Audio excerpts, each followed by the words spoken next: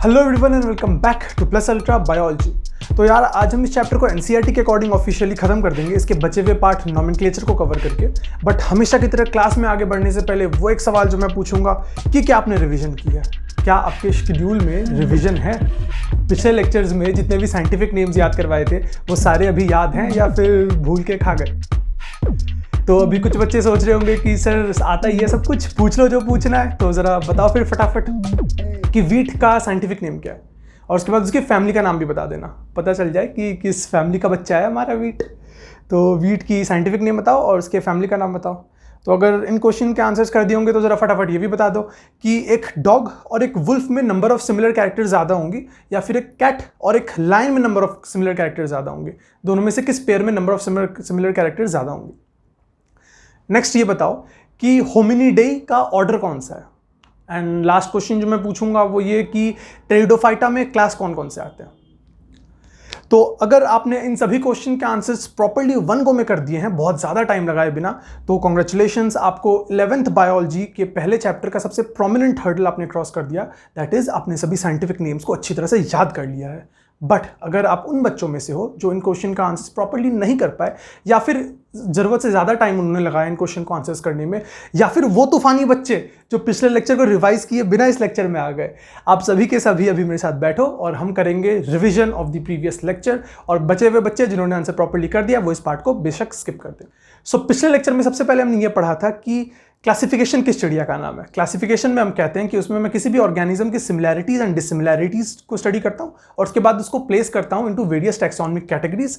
Taxonomic categories जो कि part है टैक्सोनॉमिक हायरार्की का। टैक्सोनॉमिक हायरार्की में मैं अलग अलग लेवल्स पे डिफरेंट ऑर्गेनिजम्स को अरेंज करता हूँ, डिफरेंट लेवल्स पे, जहाँ पे मैं सिंपल से कॉम्प्लेक्स उसके सभी कैरेक्टर्स को स्टडी करता जाता हूँ। उसके बाद उसको मैं कहता हूँ कि एक प्रॉपर अरेंजमेंट बनी है, जिसको मैं कह रहा हूँ हायरार्की। उसके बाद हमने कुछ बहुत इंपॉर्टेंट लाइन्स पढ़ी थी, जैसे कि एक टैक्सोनॉमिक हायरार्की में जब मैं ऊपर से नीचे की ओर मूव करूंगा तो दोज ऑर्गेनिजम्स के बीच में number of similar characters increase होती भी नजर आएंगी। Number of similar characters will keep on increasing between two organisms belonging to a same taxon. And second line जो हमने ये कही थी कि जब मैं नीचे से ऊपर की ओर मूव करूंगा एक टैक्सोनॉमिक हायरार्की में, then the difficulty will increase in finding similarities between two organisms belonging to different taxons but at the same level. इन दोनों स्टेटमेंट्स को मैंने पिछले लेक्चर में बहुत डिटेल में एक्सप्लेन किया था, पूरी स्कीमेटिक डायग्राम बना के। सो उसे अच्छे से समझने के लिए इस वीडियो के एंड में आप दोबारा से उस वाले वीडियो में वापस जाए और उस वाले पार्ट को देख ले। टाइम स्टैम्प्स में आपको वो मिल जाएगा बहुत ही आसानी से। मैं वीडियो का लिंक मैं आई बटन पे भी डाल दूंगा और साथ ही नीचे डिस्क्रिप्शन में भी मैं लिंक डाल दूंगा। नेक्स्ट हमने ये कहा था कि 7 ऑब्लिगेट कैटेगरीज हमारे पास होते हैं। ऑब्लिगेट कैटेगरीज कौन से? जिसमें मैं किसी भी ऑर्गेनिज्म को अगर क्लासीफाई करना शुरू करूं तो ये पक्का है कि इन 7 में तो वो क्लासीफाई हो ही जाएंगे। इन्हें याद करने के लिए हमने ट्रिक कौन सी लगाई थी कि कीप पॉट क्लीन और फैमिली गेट सिक, यानी कि kingdom, phylum, class, order, family, genus, species. Animals के लिए बोलूंगा फाइलम, प्लांट्स के लिए कहूंगा डिवीजन। अगेन एनिमल्स के लिए बोलूंगा फाइलम, प्लांट्स के लिए कहूंगा डिवीजन। इसके बाद हमने सबसे पहले स्पीशीज को पढ़ा था, जिसमें मैं ये कहता हूं कि स्पीशीज को मैं पढ़ूंगा बायोलॉजिकल कॉन्सेप्ट ऑफ स्पीशीज से। Biological concept of species was given by Ernst Mayr. Ernst Mayr इसमें यह कह रहे होते हैं कि species are a group of similar organisms which can interbreed among themselves and produce fertile young ones. और ध्यान रखने वाली बात यह है कि इस बायोलॉजिकल कॉन्सेप्ट ऑफ स्पीशीज का बेसिस है रिप्रोडक्टिव आइसोलेशन, और इस कॉन्सेप्ट को हम करंटली एक्सेप्ट करते हैं स्पीशीज के स्टडी के लिए। इसी तरह एक और कॉन्सेप्ट होता है हमारे पास, जैसे कि static concept given by Linnaeus. उसमें मैं ये कहता हूं कि स्पीशीज क्या है? They are morphologically similar organisms which do not evolve at all. अब ये बातें थोड़ी सी क्लियर नहीं है, क्योंकि स्पीशीज इवॉल्व नहीं करेंगी तो ये कैसी बात हो गई, इसलिए इस वाले कॉन्सेप्ट को मैं एक्सेप्ट नहीं कर रहा होता हूं। हम mainly biological concept of species को ही एक्सेप्ट करके चलते हैं। उसके बाद हमने पढ़ा था कीस्टोन स्पीशीज के बारे में। Keystone species are that species which are very important for survival of various other species, for example fig tree, या फिर मैं कहूंगा हनी बी एटसेट्रा। उसके बाद हमने पढ़ा था एलोपैट्रिक और सिनपैट्रिक स्पीशीज के बारे में। एलोपैट्रिक स्पीशीज मैं उन स्पीशीज को कहूंगा जो कि एक कॉमन जोग्राफिकल एरिया में नहीं पाए जाते, वेयर सिम्पैट्रिक स्पीशीज उन स्पीशीज को कहूंगा जो कि एक कॉमन जोग्राफिकल एरिया में पाए जाते हैं। फिर हम कहेंगे एलोक्रोनिक और सिंक्रोनिक स्पीशीज की बात। एलोक्रोनिक स्पीशीज वो स्पीशीज जो कि जियोलॉजिकल टाइम स्केल में एक कॉमन टाइम में नहीं पाए जाते, फॉर एग्जांपल ह्यूमंस, टीरेक्स, ये दोनों एक सेम टाइम में तो मिलेंगे नहीं। नेक्स्ट मैं कहूंगा सिंक्रोनिक स्पीशीज आर दो स्पीशीज जो कि मेरे जियोलॉजिकल टाइम स्केल में सेम टाइम में पाए जाएंगे। इसके बाद हमने शुरू किया था पढ़ना जीनस को, जहां से हमने सभी साइंटिफिक नेम्स को पढ़ना चालू किया था। तो एक एक करके सभी साइंटिफिक नेम्स को हम देख लेंगे। जीनस में सबसे पहले मैं कहता हूं सोलैनम है। सोलैनम की 3 स्पीशीज हैं, Solanum tuberosum, Solanum melongena, Solanum nigrum. Solanum tuberosum is potato, melongena brinjal, nigrum is makoi. Next Panthera. Panthera के हमारे पास है Panthera leo tigris pardus, leo lion, tigris tiger, pardus leopard. Next Homo sapiens human को कहूंगा, Mangifera indica मैं कहूंगा mango को, मस्का domestica हम कहेंगे हाउस फ्लाई को, ड्रोसोफिला मेलॉनगैस्टर हम कहेंगे फ्रूट फ्लाई को, एंड लास्टली मैं कहूंगा ब्रासिका कैम्पेस्ट्रिस मैं कहूंगा मस्टर्ड को।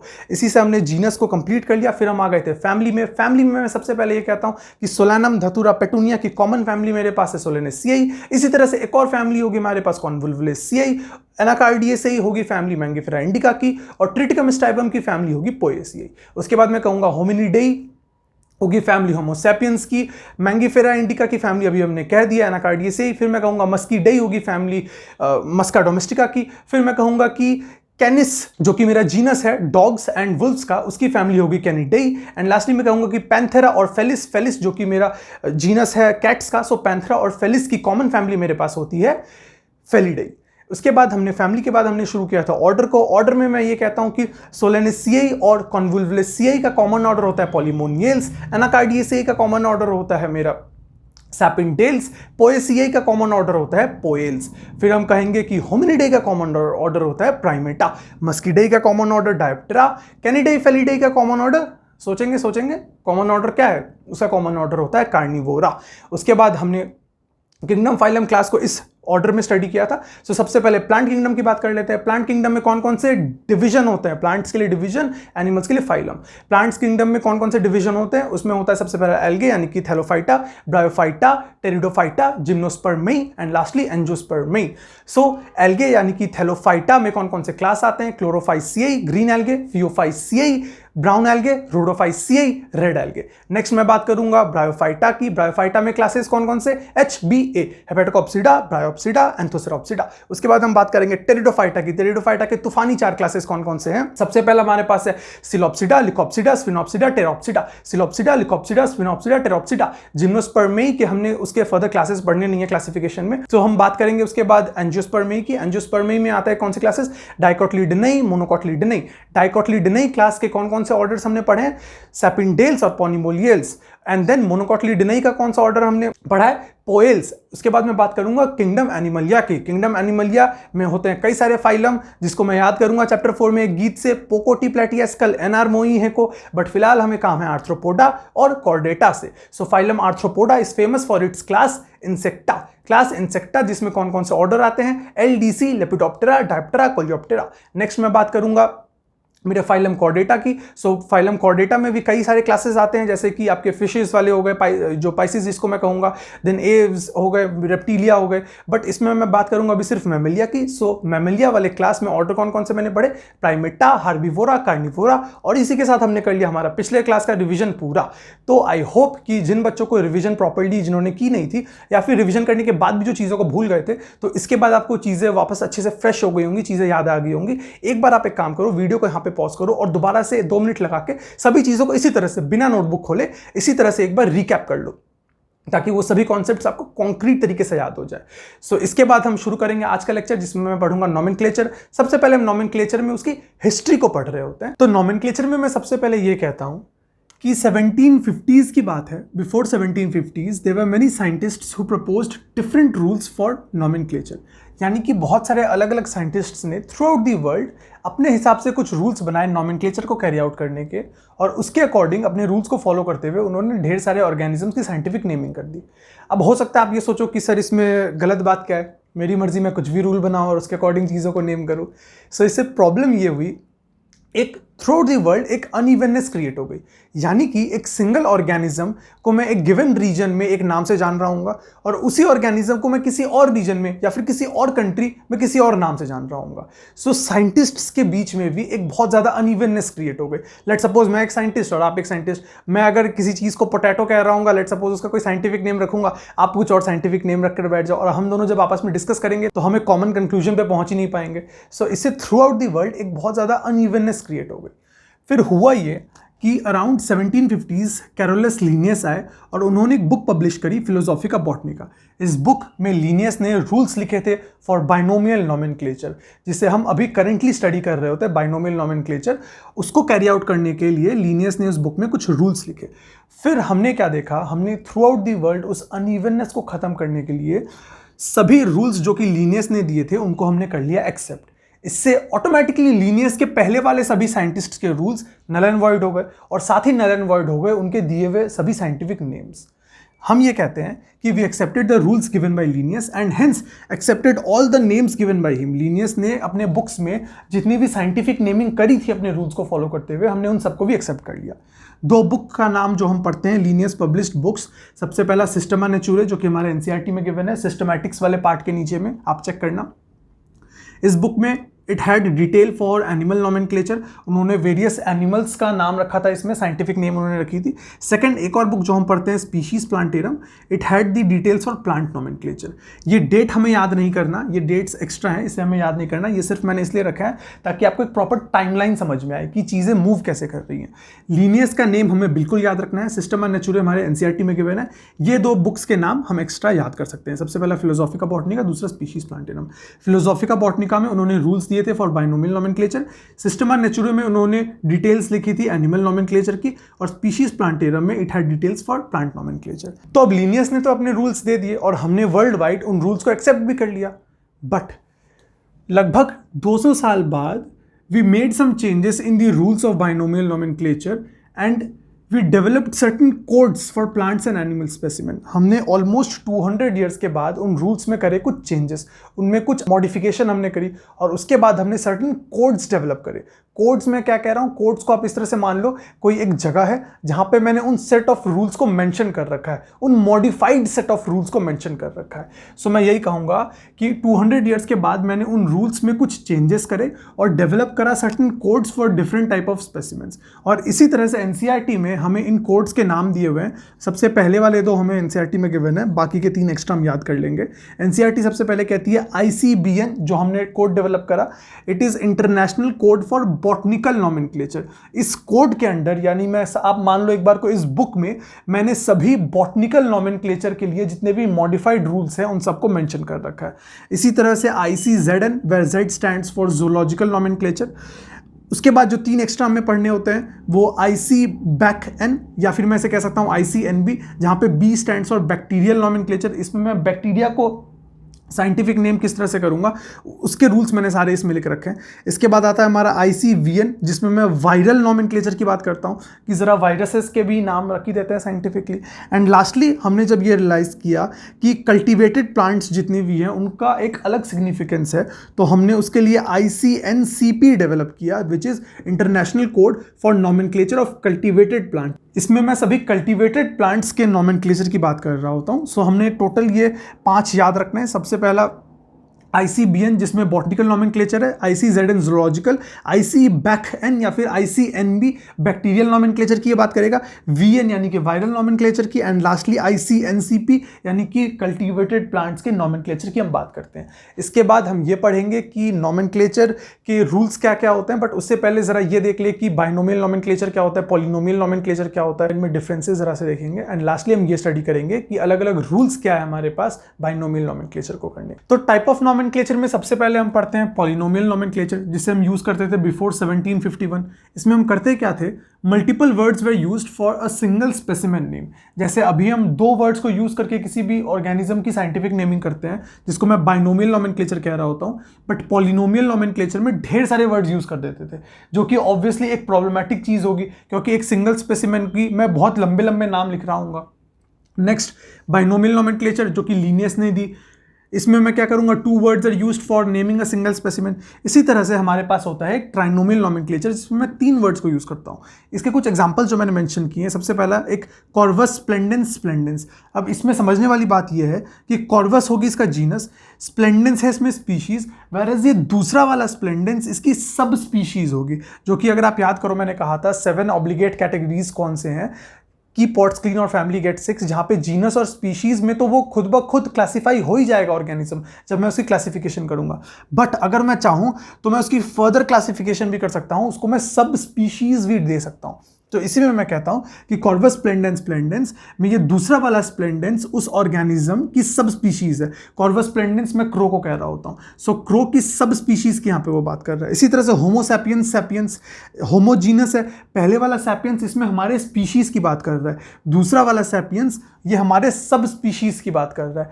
एक प्रेडिक्शन के अकॉर्डिंग जो कि वेरियस साइंटिस्ट्स ने थ्रू आउट दी वर्ल्ड दी है, कई मिलियंस ऑफ ईयर्स के बाद जब हम ह्यूमंस में, अगर हम जिंदा बचे, हम ह्यूमंस में जब बहुत ज़्यादा एवोल्यूशन हो जाएगी तो आएंगे होमो सैपियंस फ्यूचरिस।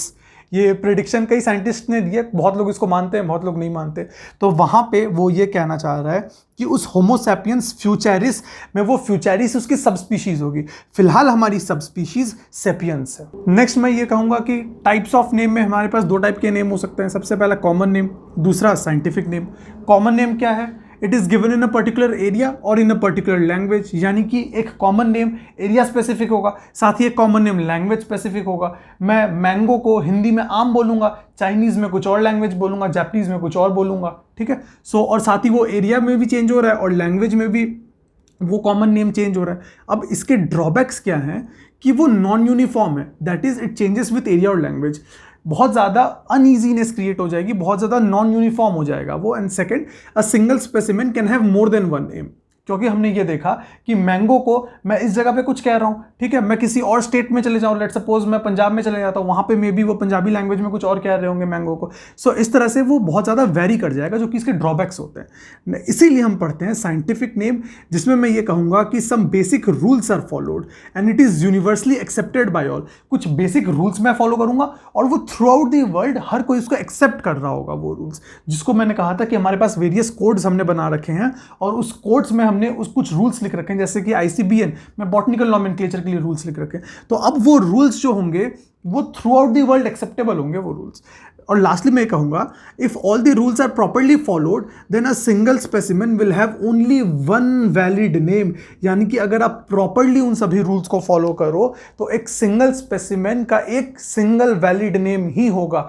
यानी कि अगर मैं उन रूल्स को प्रॉपर्ली फॉलो करता हूं और मैं मान लो मैं एक साइंटिस्ट हूं और मैं उन रूल्स को फॉलो करते हुए किसी ऑर्गेनिज्म की नॉमेनक्लेचर करता हूं, और साथ ही कोई दूसरा साइंटिस्ट किसी दूसरे कंट्री में बैठा हुआ है और वो भी इन्हीं रूल्स को फॉलो करते हुए किसी सेम ऑर्गेनिज्म को नॉमेनक्लेचर करने बैठता है, तो एट द एंड हम दोनों सेम कंक्लूजन पे पहुंच रहे होंगे। जो जीनस और जो स्पीशीज मैं उस ऑर्गेनिज्म को प्रोवाइड करूंगा, वो सेम जीनस और स्पीशीज वो दूसरा बंदा भी उस ऑर्गेनिज्म को प्रोवाइड कर रहा होगा। यही फायदा है कि क्यों मैं साइंटिफिक नेम को स्टडी करता हूं। इसके बाद अब हम चैप्टर को खत्म करेंगे लास्ट में रूल्स फॉर बाइनोमियल नॉमेनक्लेचर को स्टडी करके। तो रूल्स फॉर बाइनोमियल नॉमेनक्लेचर में सबसे पहला रूल मैं ये कहूंगा कि every scientific name have two parts, जिसमें से उसका पहला पार्ट होगा जीनस और दूसरा पार्ट होगा स्पीशीज। जीनस जिसको मैं जेनेरिक नेम भी कहता हूं, वेयर स्पीशीज जिसको मैं स्पेसिफिक एपिथेट भी कह रहा होता हूं। सेकेंड रूल मैं ये कहूंगा, genus is treated as a noun and it always starts with a capital letter. Genus और स्पीशीज दो वर्ड्स हैं, दोनों के बीच में मैं एक गैप रखूंगा, जिसमें से जीनस को मैं एज अ नाउन ट्रीट करके उसके पहले लेटर को मैं कैपिटल में लिखूंगा।